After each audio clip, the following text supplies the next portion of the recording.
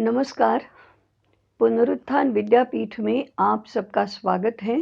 मैं इंदुमती काटदरे। भारतीय अर्थशास्त्र के मूल तत्व। हमने भौतिक पदार्थों के उत्पादन के बारे में चर्चा की, उसके वितरण के बारे में भी कुछ बातें की और अब तीसरा पहलू है उसका उपभोग। उपभोग अर्थात उत्पादित वस्तुओं का उपयोग करना। सूत्र यह होता है, सामान्य व्यवहार भी यह है कि सबको अपने उपभोग के लिए अनेक पदार्थ चाहिए, इसलिए उनका उत्पादन किया जाता है, उनके उत्पादन की व्यवस्था बनाई जाती है।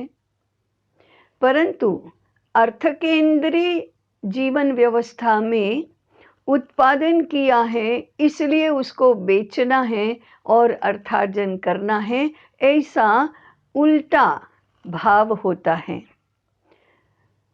हम लोगों को चाहिए इसलिए उत्पादन करने की बात नहीं करते हैं, परंतु हमने उत्पादन किया है इसलिए लोगों को खरीद करना चाहिए, ऐसी भाषा में बात करते हैं और इसी से प्रचार प्रसार विज्ञापन आदि बहुत बड़ा जाल खड़ा हो जाता है। वास्तव में भारतीय उत्पादन का मूल सूत्र है, लोगों को चाहिए, समाज को चाहिए इसलिए उत्पादन करो। समाज का हित जिससे है ऐसी वस्तुओं का, ऐसे पदार्थों का उत्पादन करो। समाज की आवश्यकताओं की पूर्ति के लिए जिन जिन बातों का उत्पादन करने की आवश्यकता है उन बातों का उत्पादन करो। अर्थकेंद्री व्यवस्था में एक तो यह शिफ्ट बदल जाता है, अर्थात उत्पादन करने वाला अपने अर्थार्जन के दृष्टिकोण से विचार करता है। तो ये सूत्र तो बदलना चाहिए कि लोगों को चाहिए है, लोगों की आवश्यकता है इसलिए उत्पादन करना। परंतु लोगों को चाहिए इस कथन पर भी बहुत विचार करने की आवश्यकता है। चाहिए चाहिए चाहिए, यह तो मनुष्य मन का दूसरा स्वभाव है। मन में इच्छाएं जागृत होती हैं और इच्छाएं अनंत हैं, इसलिए इच्छाओं की पूर्ति के पीछे नहीं जाना, परंतु आवश्यकताओं की पूर्ति के लिए प्रयास करना, ये उपभोग का एक सही आलंबन है। और इसलिए इच्छाओं पर संयम करना ये सबसे पहली आवश्यकता है। हमारी आवश्यकताएं कौन कौन सी हैं इसके ऊपर भी गौर करना चाहिए और इसी में से एक शब्दावली आती है, संयमित उपभोग करना। असंयमित, निरंकुश, अपरिमित ऐसा उपभोग नहीं करना, क्योंकि प्रकृति जिन जिन को जन्म देती है उन सब की आवश्यकताओं की पूर्ति की व्यवस्था तो पूर्व में ही करती है, परंतु एक भी व्यक्ति की असीम अनंत इच्छाओं की पूर्ति के लिए पर्याप्त संसाधन प्रकृति के पास नहीं होते हैं।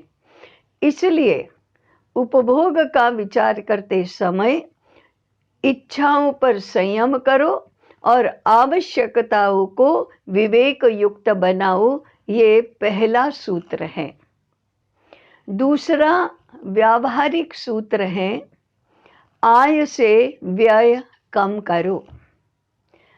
कितना खर्चा करने की हमारी आवश्यकता है उसके आधार पर अर्थार्जन का विचार न करो, परंतु हम कितना कमाते हैं उसके आधार पर हम कितना खर्च करेंगे इसका बजट बनाओ। बजट बनाने का अर्थ ये नहीं कि यह खर्च, इस खर्च की आवश्यकता है, इस खर्च की आवश्यकता है, इस खर्च की आवश्यकता है। ये प्रारंभ का सोपान नहीं है। प्रारंभ का सोपान है हम तो 1,000 हाथों से कमाएंगे। कमाने का विचार और खर्च करने का विचार, ये दो अलग बातें हैं। खूब कमाओ, खूब कमाओ, इसमें कोई बाधा नहीं है, परंतु इतना खर्च करना है इसलिए इतना कमाओ, यह समीकरण नहीं है। जो भी कमाते हैं उससे कम खर्च करो, यह सही तरीका है। ये दूसरा सूत्र हुआ। तीसरा सूत्र है, इसी में से आता है, अनिवार्य रूप से बचत करो। आज भी भारत का उद्योग तंत्र, घर की गृहिणियों ने जो बचत की है उसके आधार पर बहुत अधिक मात्रा में चलता है। इसलिए आय से व्यय हमेशा कम होना, अर्थात बचत करो, ये तीसरा व्यवहार का सूत्र है। चौथा है, खर्च करने के लिए ऋण कभी न लो, कर्जा नहीं करना। ये भी सूत्र हैं और हमारी 2 पीढ़ियों से पहले तो लोग इसका चुस्ती से पालन करते थे। कर्जा नहीं होना चाहिए। जिसके भी सर पर कर्जा है उसको तो रात में नींद भी नहीं आएगी, ऐसा उसका बोझ भावात्मक रूप से रहना चाहिए। तो कर्जा करके अपने खर्च की व्यवस्था न करो। उसमें भी कर्जा करके नए वस्त्र पहनना, अलंकार खरीद करना, मिठाई खरीद करना, ये तो हमेशा वर्जित ही माना गया है। ऐसा कैसे हो सकता है?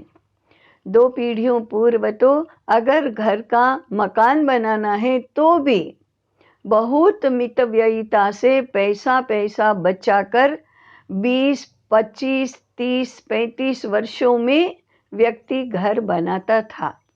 आज इससे बिल्कुल उल्टी स्थिति है। Festival loan, education loan, home loan, vehicle loan आदि सभी बातों में कर्जे की, ऋण की ऐसी व्यवस्था कर दी है और इसको इतना सुलभ बनाया है कि व्यक्ति कर्जा करने के लिए लालायित हो जाता है और फिर प्रति मास EMI चुकाने के चक्कर में सुख और शांति, आराम सब कुछ खो देता है। ये विचार करने की सही पद्धति है ही नहीं, व्यवहार करने की सही पद्धति है ही नहीं। सूत्र यही है, कर्जा करके अपनी इच्छाओं और आवश्यकताओं की पूर्ति करने का विचार भी नहीं करना। और एक सूत्र है, जिस प्रकार से 10% कमाई के 10% बचत करना अनिवार्य है, उसी प्रकार से कमाई के 10% दान करना अनिवार्य है। दान अर्थात अपने अतिरिक्त समाज में जिन जिन को आवश्यकता है या जो भी श्रेष्ठ कार्य कर रहे हैं, जो भी समाज की धारणा में अपना योगदान दे रहे हैं, उनको अपनी कमाई में से देना, उसको दान कहते हैं। तो हर व्यक्ति को अपनी कमाई का 10% दान देना अनिवार्य है। और अंतिम सूत्र है, धर्म से कमाई करना, अनीति से कमाई नहीं करना और उतनी कमाई से ही अपने उपभोग की व्यवस्था करना। ये इतने जो मूल सूत्र हैं, ये अपने सारे अर्थ व्यवहार को इतना व्यवस्थित बनाता है कि हित और सुख दोनों अपने आप ही उपलब्ध होते हैं। ये बात सही है कि आज इससे बहुत विपरीत व्यवहार होता है, परंतु यह अपेक्षित नहीं है। यह न तो समझदारी है, न बुद्धिमानी है, न सुसंस्कृतता है। इसके ऊपर हमें पर्याप्त विचार करने की आवश्यकता है और दृढ़ विचार करने के बाद उसके अनुकूल, उसके अनुसार व्यवहार करने की भी आवश्यकता है। आपसे निवेदन है कि आप भी इस विषय पर विचार करें और जिन्होंने अभी अर्थार्जन शुरू नहीं किया है, ऐसे अपनी नई पीढ़ी को ये बात समझाइए भी, इस बात के लिए प्रेरित करें। इसी निवेदन के साथ आज का यह विषय समाप्त करती हूँ। धन्यवाद।